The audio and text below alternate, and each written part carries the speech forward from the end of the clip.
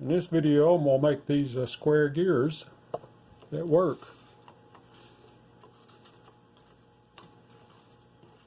So stay tuned and I'll show you the pattern, and we'll cut these real quick and put them together. This should be a simple, short little project, but I think it's a very interesting little thing because I like things that move made out of wood, especially if I make them myself.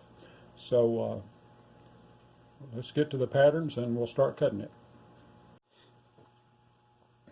So this is the pattern and the material. That's 1/4 inch poplar. I've got 1/4 inch dowels I'm going to use for the shafts. These holes, all of these holes, I'm going to drill with a drill instead of cutting it out with the scroll saw. I want these to be pretty smooth. And it's all external cuts, so this will go pretty quick. And then we'll see if we can make it work.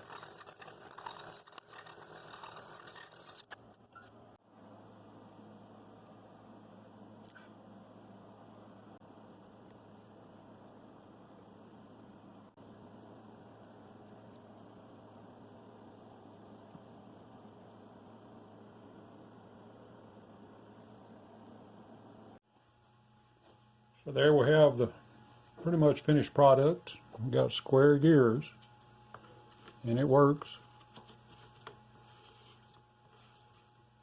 I got one tight spot right in there. Probably got the holes on one of those drilled just a little bit off, but it still works. I could probably sand those teeth just a little bit, but it's still working. That's just another little object that I make out of wood that moves. It's a Steve Good pattern, and I just thought it was interesting to do some square gears. You may see these show up in something else later on, but if you like this sort of thing, and I'm kind of in the mode of moving things, and I'm going to get back to wind power. I got some materials in this week, and I'm going to work on some other projects, see if I can get them to work. If you like that sort of thing, hit the subscribe button and please hit the like button.